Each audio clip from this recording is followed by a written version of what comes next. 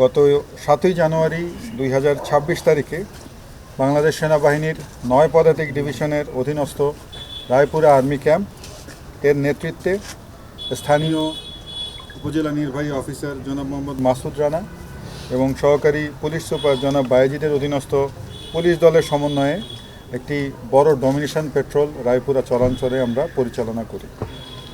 Petrol চলাকালীন সময়ে আনুমানিক 1330 ঘটিকায় তাৎক্ষণিক একটি স্থানীয় তথ্যের ভিত্তিতে শ্রীনগরের একটি নির্দিষ্ট বাড়ি এবং বালুয়াকান্দির একটি বসত বাড়িতে অভিযান চালানো হয়।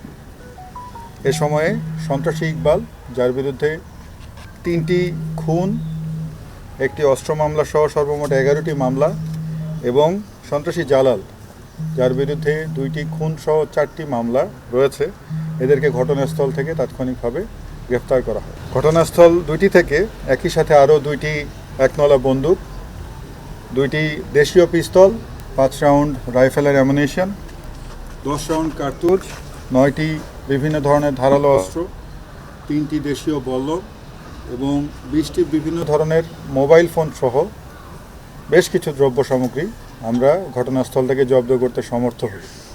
পরবর্তীতে গ্রেপ্তারকৃত সন্ত্রাসী ইকবাল এবং জালালকে আমরা রায়পুরা থানায় পরবর্তী বিচারিক কার্যক্রমের জন্য সোপর্দ করি।